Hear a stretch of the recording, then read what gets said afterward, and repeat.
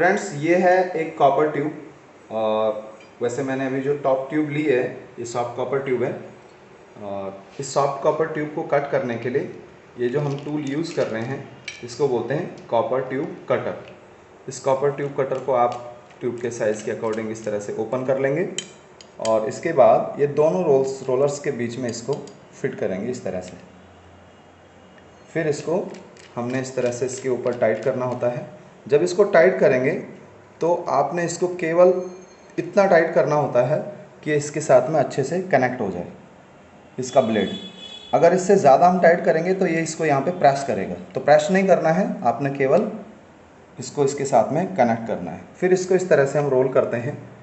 अगर ये tube cutter इस पर बहुत ज़्यादा टाइट लग रहा है तो आप इसको एक दो राउंड इस तरह से घुमाइए और इस तरह घुमाने के बाद में फिर थोड़ा सा टाइट कीजिए, फिर इस तरह घुमाइए और फिर थोड़ा सा टाइट कीजिए। तो थोड़ा थोड़ा ऐसे टाइट करते हुए हम इस कॉपर ट्यूब को कट करेंगे। तो बड़ी आसानी से इससे जो है कॉपर ट्यूब कट हो जाती है। और सबसे अच्छी चीज़ ये है कि कोई भी जो मटेरियल होता है होने वाला, अगर मशीन के साथ भी पाइप कनेक्टेड है तो उसमें कोई भी मटेरियल इस तरह से अंदर नहीं जाएगा। तो ये हमारी कॉपर ट्यूब कट हो गई है। और अब इस कॉपर ट्यूब को कट करने के बाद इसको हमने स्वेज करना है और फिर ब्रेज करना है। कॉपर ट्यूब कट करने के बाद इसको स्वेज करने के लिए हम सबसे पहले इसको फ्लैट स्मूथ फाइल से फाइलिंग करेंगे, जैसे कि हमने आपको पीछे पहले वाले हमारे वीडियो में बताया था फ्लैरिंग के समय में। तो इसको हमने करना है फ्लैट स्मूथ फाइल से फाइलिंग।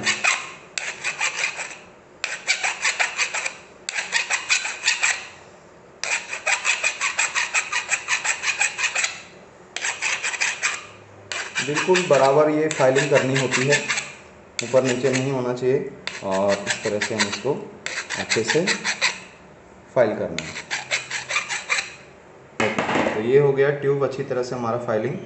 और अब हम इसको अच्छे से रिम करेंगे इंटरनली और आउटरली, यानी कि अंदर और बाहर दोनों तरीके से। ये रिमर है जिससे हम इसको ट्रिम करेंगे। तो इसका हमने इंटरनल पार्ट बहुत सॉफ्ट हैंड से रिमर को यूज़ करना है, कोई इस पर ज़्यादा जोर नहीं देना है, अदरवाइज रिमर ब्रेक हो सकता है, इसका ब्लेड टूट सकता है। तो ये इसका जो इंटरनल कट हो गया है। और अब हम इसके आउटर बर्स को साफ करेंगे।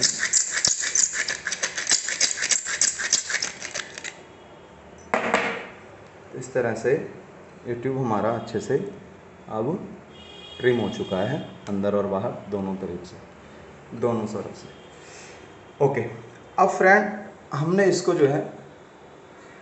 जो है हम करेंगे स्वेज।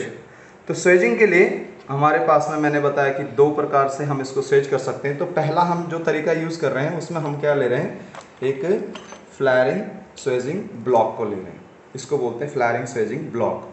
फ्लैरिंग स्वेजिंग ब्लॉक पे स्वेजिंग करने के समय में हमें इसका सबसे पहले देखना है करेक्ट साइज़। जैसे अभी ये मेरे हाथ में जो ट्यूब है ये 1/2 इंच की ट्यूब है, यानी कि आधी इंची की ट्यूब है। तो और इसमें जो साइज़ है देखिए 1/2 इंच का, वो ये है। तो हम इसमें इसको फिट करेंगे। तो लास्ट टाइम जब फ्लैरिंग की थी तो मैंने बताया था कि ये जो ग्रूव इसमें बनी होती है, हमें ये ध्यान रखना होता है कि इस ग्रूव की तरफ को ही हमको कॉपर ट्यूब को इनको फिट करना है, ताकि हम इसमें अच्छे से फ्लैर बना सकें। स्वेजिंग के लिए ठीक इसके उल्टे करना है। स्वेजिंग के लिए हम इसको इस तरफ रखना है और फिर इसको स्वेज करना है। तो अभी हम स्वेजिंग के लिए इसको इधर रखते हैं, ठीक है फ्रेंड। अब ये ट्यूब की लंबाई इसके ऊपर कितनी रखनी है, तो इसके लिए आपने क्या करना है, एक स्टील रूल की ज़रूरत, मैं साइड टूल्स में आपको बताना भूल गया, मेजरिंग टूल्स की आपको ज़रूरत पड़ेगी और उसमें आप यूज़ करना है स्टील रूल। तो स्टील रूल आप यूज़ करना है और चेक करना है कि इस ट्यूब का आउटर डाया कितना है। अब इस ट्यूब का जो आउटर डाया है वो लगभग अप्रॉक्सीमेटली 12 mm के करीब इसका आउटर डाया है। तो 12 mm ही हमने इसको इस ब्लॉक के ऊपर भी रखना है। तो इसको इसके ऊपर 12 mm सेट करेंगे, 12 mm। अभी ये थोड़ा ज़्यादा है,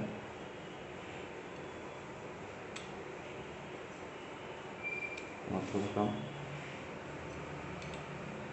ओके फ्रेंड्स, तो ये लगभग जो है वो 12 mm हमने इस ब्लॉक के ऊपर इसको रख दिया है। और अब हम इसके विंग नट्स को टाइट करेंगे। विंग नट्स बराबर टाइट करने हैं, बिल्कुल इस तरीके से, कोई कम ज़्यादा नहीं होना है, ताकि अच्छी ग्रिप हमारी कॉपर ट्यूब को मिल जाए। और ये हमने इसके विंग नट्स को कर दिया टाइट। ओके, अगर ज़रूरत हो तो आप इस हैंडल को यूज़ करना है, कोई और चीज़ यूज़ नहीं करनी है विंग नट्स को, और थोड़ा सा इससे टाइट कर सकते हैं। फ्रेंड्स, ये तो है हमारे ब्लॉक पे हमने ट्यूब को फिट कर दिया। अब ये है एक फ्लैरिंग योक। असल में इसको योक कहते हैं, और इसके ऊपर ये जो लगा है इसको बोलते हैं फ्लैरिंग कोन।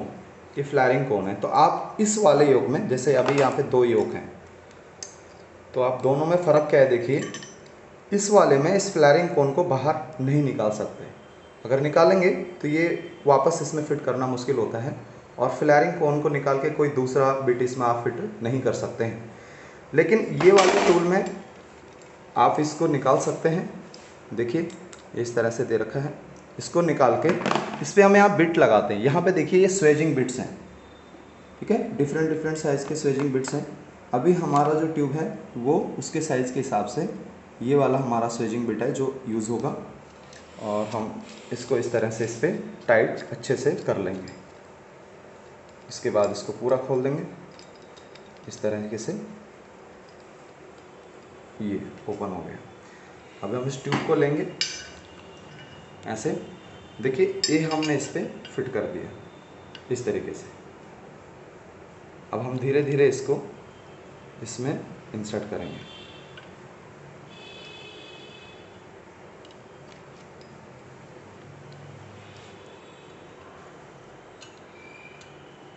देखिए बड़ी आसानी से इसको ये स्वेज करता है, और ये ट्यूब बड़ी आसानी से 90 डिग्री के एंगल पर स्वेज होती है, यानी कि फैलती है 90 डिग्री के एंगल पर।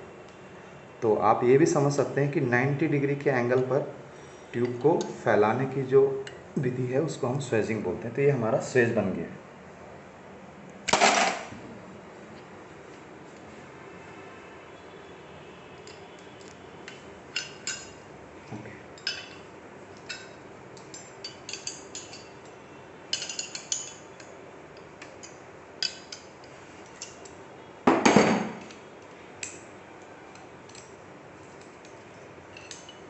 तो देखिए फ्रेंड, ये हमारा स्वेज बन के बिल्कुल तैयार है, बहुत अच्छा स्वेज ये बन चुका है। अब इस स्वेज को क्यों बनाना है, तो देखिए जब हम 2 समान साइज़ की कॉपर ट्यूब को आपस में जोड़ना चाहते हैं इस तरह से, तो हमारे पास में कॉपर ट्यूब को जोड़ने के हमने बताया 2 तरीके होते हैं। एक होता है कि हम फ्लैर टाइप जॉइंट बनाएं, जो कि हमने पिछले वीडियो में आपको बताया। दूसरा होता है कि हम ब्रेजिंग टाइप जॉइंट बनाएं। तो ब्रेजिंग वाला जो जॉइंट होता है वो परमानेंट जॉइंट होता है। तो 2 तरह की एक साइज़ की कॉपर ट्यूब्स को जोड़ने के लिए हमको कॉपर ट्यूब के एक सिरे को स्वेज करना पड़ता है, और तब ये दूसरा सिरा इसके अंदर इंसर्ट हो जाता है। अब जो इसके बीच का ये जो क्लियरेंस होता है, गैप होता है, इसको फिल करने के लिए हम ब्रेजिंग करते हैं। ब्रेजिंग लाइक ए वेल्डिंग, जैसे कि एक MS की पाइप होती है, या उस MS की पाइप होती है तो उसको वेल्डर्स आर्क वेल्डिंग करता है, तो उसी तरह से इस कॉपर ट्यूब को हम क्या करते हैं, ब्रेजिंग करते हैं। इस वेल्डिंग को हम क्या बोलेंगे, ब्रेजिंग। ये एक जॉइंट बनाने का जो विधि है। ब्रेजिंग करने के लिए हमको कुछ, दोबारा से मैं रिपीट करूँगा, सामान और टूल्स की। देखिए ब्रेजिंग करने के लिए हमको ज़रूरत पड़ेगी एक ब्रेजिंग रॉड की।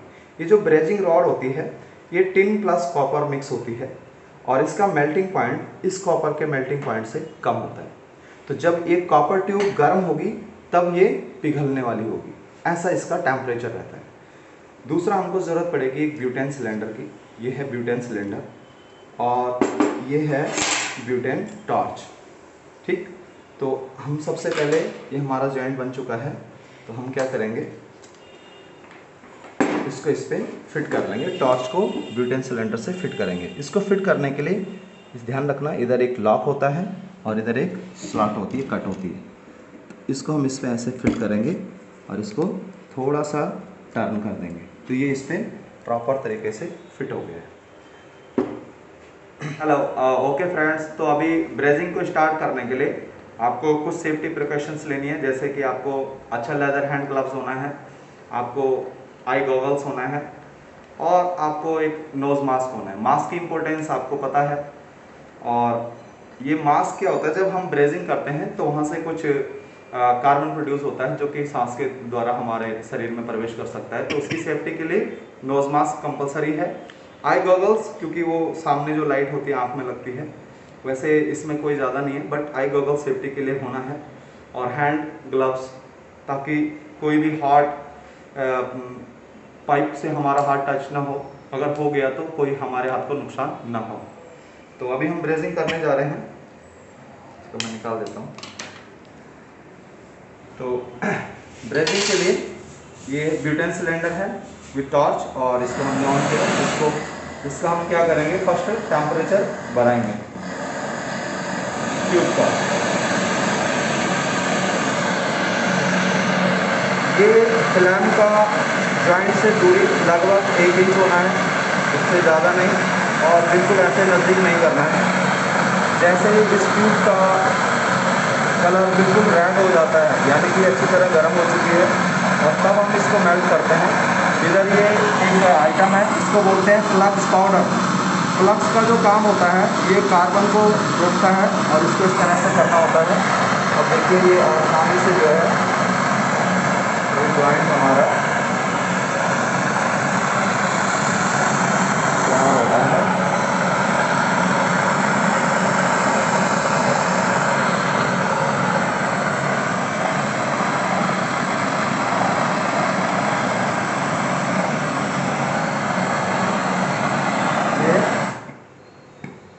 जॉइंट बन चुका है। तो ये हमारा एक अच्छा जॉइंट हमने बना दिया है, और इसी को कहते हैं ब्रेजिंग। तो एक परमानेंट जॉइंट बना है, इसको हम बार बार खोल और वापस बंद नहीं कर सकते हैं। तो फ्रेंड्स, आज का इस वीडियो में हमने देखा एक कॉपर ट्यूब को कट कैसे करना है, उसको स्वेज कैसे करना है, और उसको ब्रेज कैसे करना है। क्या क्या टूल्स की इसमें ज़रूरत पड़ेगी, किस तरह के सामान की ज़रूरत पड़ेगी, क्या हमको सेफ्टी अपनानी होती है। एक सामान जो मैंने आपको, ये शायद आपको प्रैक्टिकल के दौरान समझ नहीं आया, वह सुनाई नहीं दिया होगा, तो ये है, इसमें एक मटेरियल हम यूज़ करते हैं, इसको बोलते हैं फ्लक्स। फ्लक्स का क्या काम होता है, फ्लक्स को कैसे यूज़ करना है। तो देखिए, जब हम इस वेल्डिंग, इस ब्रेजिंग रॉड को उस पर टच करते हैं ब्रेजिंग के समय, तो इस पर टच करने से पहले इस पर थोड़ा सा इस तरह से फ्लक्स को साथ में लेके इसको टच करते हैं। तो ये फ्लक्स भी क्या होता है, इस रॉड के साथ में मेल्ट हो जाता है। फ्लक्स का यूज़ क्यों करना है, फ्लक्स का यूज़ इसलिए करना है क्योंकि जब हम इस कॉपर ट्यूब जॉइंट को तैयार करते हैं, तो उस समय कार्बन की एक लेयर ट्यूब के उस सरफेस पे बनती है, जिस क्लियरेंस सरफेस को या जिस क्लियरेंस को हमको फिल करना होता है। तो कार्बन की वो लेयर बनने से वो क्लियरेंस प्रॉपर तरीके से फिल नहीं हो पाता, वो हमारा कच्चा जॉइंट बन जाता है। तो इसलिए हम फ्लक्स को यूज़ करते हैं। फ्लक्स जिस जॉइंट के उस क्लियरेंस पर या जॉइंट के ऊपर कार्बन की लेयर को नहीं बनने देता, इसलिए फ्लक्स का यूज़ ब्रेजिंग के समय किया जाता है। तो एक छोटी सी चीज़ थी जो शायद आपको प्रैक्टिकल के दौरान सुनाई नहीं दी होगी, तो इसको आपने ध्यान रखना है।